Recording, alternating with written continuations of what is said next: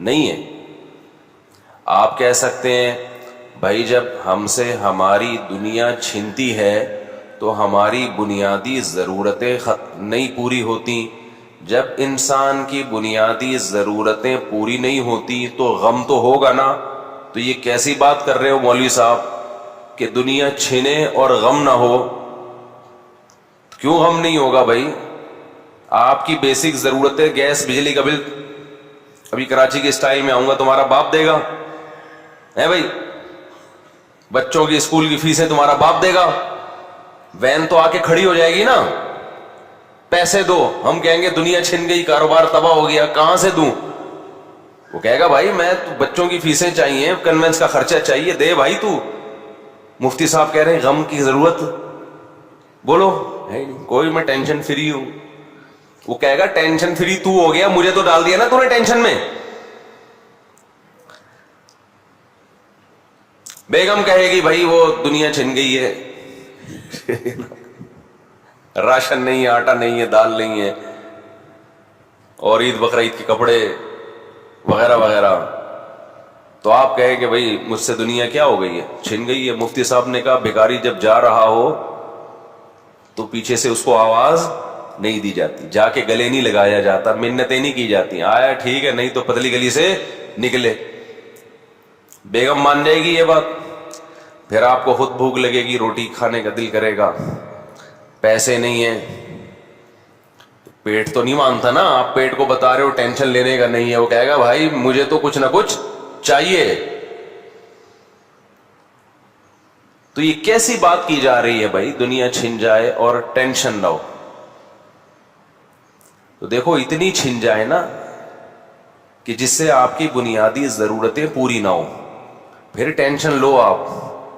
لیکن بنیادی ضرورتیں کہتے کس کو ہیں، اس کو خوب اچھی طرح سے سمجھ لو. اللہ کرے یہ بات کھوپڑی شریف میں آ جائے. یہ بات سمجھ میں آ نہیں رہی ہے، اور یہ بات صرف پیغمبر بتاتے ہیں، ڈاکٹر انجینئر نہیں بتائیں گے آپ کو، یہ آپ کے یونیورسٹیوں کے پروفیسر نہیں بتائیں گے. یہ بات یوٹیوبر اور ٹک ٹاکر نہیں بتائیں گے. ٹک ٹاکر تو بتائیں گے کہ غریب بی سے بغیرت ہوتا ہے، لیکن وہی ٹک ٹاکر جب مرے گا نا اور سب چھن جائے گا اور خالی کفن کے ساتھ جب قبر میں جائے گا تو اسے ساتھ والی قبر میں کوئی غریب ہوگا تو یہ کہے گا تو اور میں ایک جیسے ہو گئے ہیں. اب نہ غریب بی سے بغیرت ہوتا ہے اور نہ یو سے الو ہوتا ہے. نہیں آئی سمجھ میں میرا خیال ہے. اب آپ کو بی سے بغیرت کا پتہ نہیں، وہ ایک ٹک ٹاکر آ رہا ہے، وہ آج کل غریبوں کو بہت لتاڑ رہا ہے. تو جو بھی ہے اس کا مقصد اچھا ہوگا لیکن طریقہ بہت غلط ہے. تو آپ کو یہ باتیں کوئی بتائے گا نہیں. اچھا اکثر میں ان لوگوں پہ طنز کرتا ہوں جو یہ کہتے ہیں یہ باتیں آپ کو کوئی نہیں بتائے گا. کچھ لوگ ایسے آ گئے ہیں نا جو یہ کہتے ہیں، کچھ ڈاکٹر ایسے ہیں جو صحت کے نسخے بتاتے ہیں اور کہتے ہیں یہ کوئی ڈاکٹر نہیں بتائے گا آپ کو. تو کیا مریخ سے آیا ہے بھائی، تو ہی بتائے گا، باقی انہیں کیا پڑھا ہے. یار آپ لوگ کو کیا ہو گیا؟ دیکھو میں اکثر ان لوگوں پہ رد کرتا ہوں جو یہ کہتے ہیں کہ یہ بات آپ کو کوئی نہیں بتائے گا، مطلب صرف میں بتا رہا ہوں، مطلب یہ کوئی الگ فلم آئی ہے مارکیٹ میں. بھائی تو اکیلا کیوں بتا رہے یہ باتیں؟ دنیا کیا گھاس کھاتی ہے؟ کیا انہوں نے کچھ اور پڑھا ہے؟ تو کہیں مریخ سے پڑھ کر آیا ہے کیا؟ تو یہ جو جملہ ہے نا، یہ بات میرے علاوہ کوئی نہیں بتائے گا، یہ بڑا ڈینجرس جملہ ہے. یہ سمجھ لو گے یہ بندہ بتانے والا گڑبڑ کر رہا ہے. تو اب وہی جملہ میں نے بھی زبان سے کہی، یہ باتیں آپ کو کوئی نہیں بتائے گا. تو میرا مطلب ہے کہ ڈاکٹروں انجینئروں میں کوئی نہیں بتائے گا، علماء میں ہمارے علاوہ سب یہی باتیں بتاتے ہیں. ہم کوئی اکیلے مولوی پاکستان میں ایسے پیدا نہیں ہوئے کہ ہم وہ باتیں بتا رہے ہیں جو دوسرے علماء نہیں بتاتے. یہ باتیں پیغمبروں نے بتائی ہیں، اور پیغمبروں کے وارث علماء ہمیشہ سے بتاتے آ رہے ہیں، آج بھی بتا رہے ہیں، کل بھی بتائیں گے. تو مطلب یہ ہے کہ آپ جس ماحول میں اٹھتے بیٹھتے ہیں آپ کا علماء سے واسطہ کم پڑتا ہے. آپ کا واسطہ ہوتا ہے ڈاکٹروں کے ساتھ، انجینئروں کے ساتھ، سائنسدانوں کے ساتھ، پروفیسروں کے ساتھ. وہ لوگ آپ کو یہ باتیں بتاتے نہیں ہیں جس سے صبح و شام دنیا دنیا دنیا. تو دنیا کی محبت کے گٹر ہمارے دل میں ابلنا شروع ہو جاتے ہیں. دنیا کی محبت کے چشمے نہیں ہوتے، سمجھ لو گٹر ہوتے ہیں. بعض لوگ کہتے ہیں ہمارے دل میں دنیا کی محبت کے چشمے ابل رہے ہیں. دیکھو یہ دنیا کی محبت اتنی خوبصورت چیز نہیں ہے کہ جس کے چشمے ہوں. اس کے گٹر ابلتے ہیں, گٹر, بدبو ہے اس میں, اسمیل ہے. چشمے تو سوات مردان میں ہوتے ہیں بہترین. تو دنیا کی محبت کے جو دل میں ابلتا ہے نا جو چیز, وہ چشمہ نہیں ہوتا, وہ کیا ہوتے ہیں؟ گٹر ہوتے ہیں, بدبودار گٹر.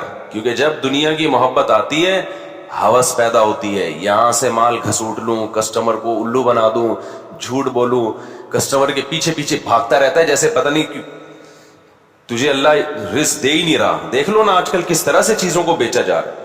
پہلے سعودی عرب میں بڑا استغنا تھا. عرب جب مال بیچتے تھے نا بڑی تمیز سے شاپ پہ بیٹھے ہوئے, آپ جاؤ آپ کو دیں گے, نہیں لینا نہیں لو, لینا ہے لو. اب وہ لوگ بھی باہر کا ماحول دیکھ دیکھ کے خراب ہو رہے ہیں. ابھی میں عمرہ کرنے گیا, اچھا یہ عمرے میں لوگ کہتے ہیں بال تو ہوتے نہیں ہیں آپ کے, یہ عمرہ کیسا عمرہ ہو رہا ہے. تو میں نے جب حج کیا تھا تو اس وقت دہشت گردی کا جڑ سے خاتمہ کر دیا تھا. حلق کی سنت پر عمل کیا میں نے, پھر عمرہ کیا, پھر حلق کی سنت پر عمل کیا. تو شریعت میں افضل یہی ہے کہ عمرے میں حلق کروایا جائے. حلق سمجھتے ہو؟ دہشت گردی کا جڑ سے خاتمہ. لیکن قصر بھی جائز ہے, تو اس لیے حلق کی سنت پر بھی عمل ہو گیا, قصر بھی ٹھیک. تو اس پہ کسی کو طنز کرنے کی اجازت نہیں ہے. قصر میں ثواب کم ہے لیکن جائز بالکل ہے. صحابہ نے نبی کی موجودگی میں بہت سو نے حلق کیا, بہت سو نے قصر کیا. تو جنہوں نے قصر کیا نبی نے ان پہ کوئی ملامت نہیں کی ہے. تو جو چیز شریعت میں لازم نہ ہو نا اس پہ ملامت بنتی نہیں ہے. ایک صاحب کہنے لگے اس میں تو 6 عمرے اور ہو سکتے ہیں, اتنے بڑے بال ہیں یہ آپ نے کٹوائے کیا؟ تو میں نے اتنے بال پورے سر کے کٹوائے ہیں. اب آپ کو بڑے اس لیے لگ رہے ہیں کہ پہلے اس سے بھی بڑے تھے. سمجھ میں آ رہی ہے بات؟ اس سے بھی بڑے تھے تو وہ بہت زیادہ کٹوا کے بھی بڑے ہی ہیں, تو پھر چھوڑ دیں گے. پھر جب عمرہ ہوگا تو اللہ تعالیٰ مزید توفیق دے پھر کٹوا لیں گے. تو آپ جانے سے پہلے بالوں کا یا تو میرے سائز لے لیا کرو, ابھی ہیں کتنے اور عمرے کے بعد کتنے ہیں, تو واضح فرق ملے گا آپ کو. سمجھتے ہو؟ تو بہت سے لوگوں نے اس چکر میں عمرہ نہیں کیا, جدہ میں رہتے ہیں عمرہ نہیں کرتے, حالانکہ مکہ 1.5 گھنٹے کے فاصلے پر ہے, کہ یار ہمیں ٹینٹ کرانی پڑے گی. ان کو مسئلہ معلوم نہیں ہے, تو ان کو بھی بتانا مقصد ہے کہ قصر بھی جائز ہے, ٹینٹ کرائے بغیر بھی ہو سکتا ہے. کیونکہ بعض لوگ دہشت گردی کا جڑ سے خاتمہ چاہتے نہیں ہیں. سمجھتے ہیں کہ نہیں سمجھتے؟ تو وہ کہتے ہیں ہم ٹینٹ نہیں کرا سکتے. حسن تیرا اس طرح سالم رہا, سر منڈانے پر بھی تو ظالم رہا. بعض لوگ سر منڈا کے بھی ویسے ہی لگ رہے ہوتے ہیں جیسے سر منڈائے بغیر لگ رہے ہوتے ہیں. خیر ہم ٹاپک سے نہ ہٹ جائیں کہیں. تو